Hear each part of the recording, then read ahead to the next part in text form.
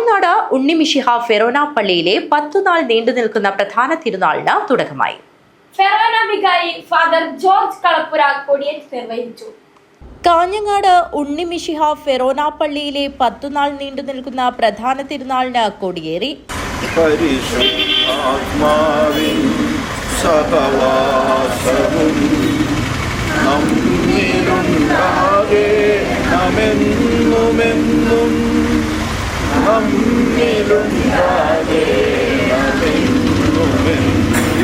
ഫെറോന വികാരി father George കളപ്പുര കൊടിയേറ്റ് നിർവഹിച്ചു.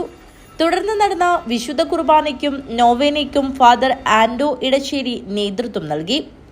4 മുതൽ 8 വരെ എല്ലാ ദിവസവും രാവിലെ 5:20 ആരാധന, 6:15 വിശുദ്ധ കുർബാന, വൈകിട്ട് 4:15 ജപമാല, 5 മണിക്ക് വിശുദ്ധ കുർബാന നൊവേന, 9 വൈകിട്ട് 5:15 വിശുദ്ധ കുർബാനയ്ക്കും നൊവേനയ്ക്കും അമ്പലത്തറ നസ്രത്ത് കപ്പൂച്ചിൻ ആശ്രമം സുപ്പീരിയർ ഫാദർ ലിയോ തടത്തിൽ നേതൃത്വം നൽകും. 10 വൈകിട്ട് 4:30 ഇരിട്ടി പള്ളി വികാരി ഫാദർ ജോസ് കളരിക്കൽ ആഘോഷ തിരുനാൾ കുർബാനയ്ക്കും നൊവേനയ്ക്കും നേതൃത്വം നൽകും. 6:30 കാഞ്ഞങ്ങാട് നഗരത്തിൽ തിരുനാൾ പ്രദക്ഷിണം.